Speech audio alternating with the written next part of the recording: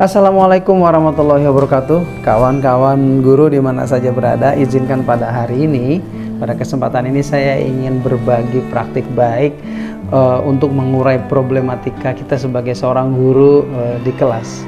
Kawan-kawan, tahun 1997 saya ditunjuk sebagai guru kesenian di SMP Negeri Tirtajaya. Waktu itu saya masih jadi guru honorer. Pertimbangan kepala sekolah menunjuk saya karena saya bisa bermain gitar. Saya guru bahasa Indonesia yang tidak bisa membaca notas angka. Saya hanya bisa bermain gitar, saya hanya bisa bermain musik, hanya dasar-dasarnya saja. Dan terus kemudian kepala sekolah menyuruh saya untuk mengajar HTK waktu itu atau kesenian. Saat itu dalam benak saya tidak bisa mengajari sesuatu yang saya tidak bisa. Maka waktu itu saya hanya bertekad, saya ingin mengajar kesenian yang saya bisa.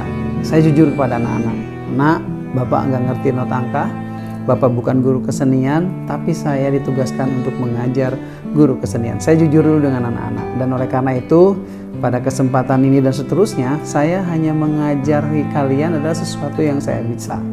Jadi saat itu tahun 1997 itu belum ada YouTube, belum ada internet, jadi saya sulit untuk mencari model gitu. Kalau guru-guru sekarang ya nggak ada masalah, ketika kita tidak bisa sesuatu kita tinggal ambil konten itu dan terus kemudian ajari kepada anak, kita hanya sebagai fasilitator saja.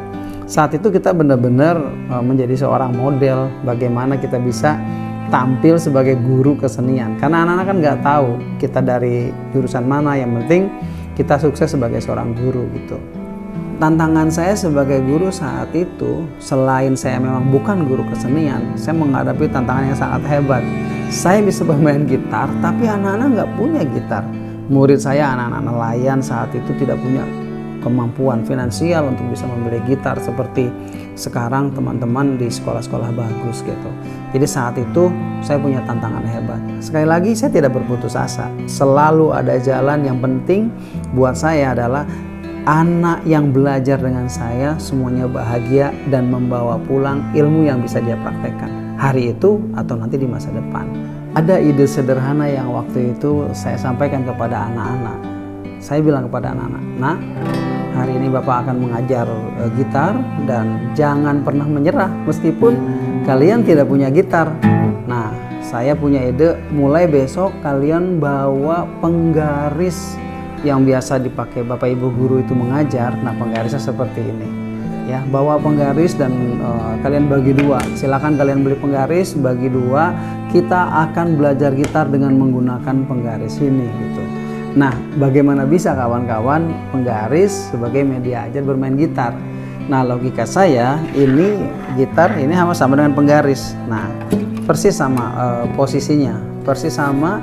Dan saya bilang ke anak-anak, tolong penggaris yang sudah kalian buat itu diberi garis atau diberi senar, terserah kalian, pokoknya jadi batang gitar gitu ya. Nah, selanjutnya ya sudah, saya mulailah mengajar. Nah, mengajar saya unik, anak-anak melakukan penjarian, misalnya anak-anak menekan C, G, F. Suara gitar saya saja yang bunyi, suara anak-anak gitarnya tidak bunyi karena gitarnya dari penggaris. Malah anak-anak bilang gitar tak berdawai gitu. Jadi seru juga. Nah, suatu saat anak-anak pun gembira belajar gitar. Terus kemudian kita ulik lagu-lagu yang saat itu populer. Ada lagu Isabella, ada lagu Slam, Gerimis Mengundang ya. Saat itu lagu-lagu yang hits pada saat itu ya kita nyanyikan di kelas gitu. Sebagai seorang guru, saya hanya bertekad menghadirkan sebuah pembelajaran yang menarik. Anak-anak harus punya rasa bahagia karena kunci sekolah itu adalah rasa bahagia.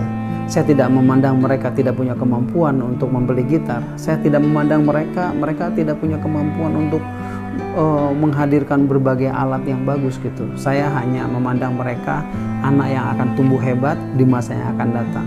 Buat saya tidak akan ada ruginya. Mereka bisa bermain gitar meskipun tidak ada suaranya.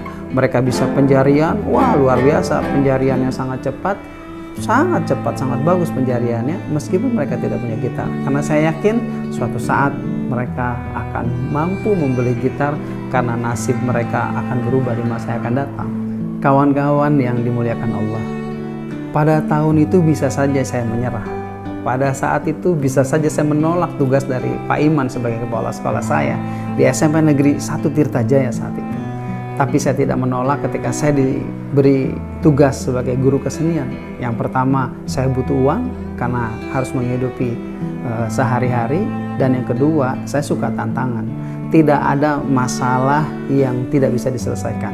Makanya supaya kita menjadi guru yang bahagia, ketika ada problematika mengajar di kelas, ketika ada masalah itu adalah cara Allah mengasah kecerdasan kita. Masalah itu adalah cara Allah mengukur, meningkatkan kapasitas kita. Apalagi kawan-kawan guru yang hidup di zaman sekarang, mudah sekali. Guru tidak harus pandai bernyanyi, guru tidak harus pandai bermain piano. Sekarang dengan kecerdasan atau dengan assessment berdiferensiasi, cari modelnya, anak-anak kita, modelnya suruh ke depan, ya sudah, itu akan menjadi bahan ajar. Selamat berjuang kawan-kawan, selamat memberikan hari-hari bahagia bersama murid-murid tercinta. Assalamualaikum warahmatullahi wabarakatuh, salam perubahan.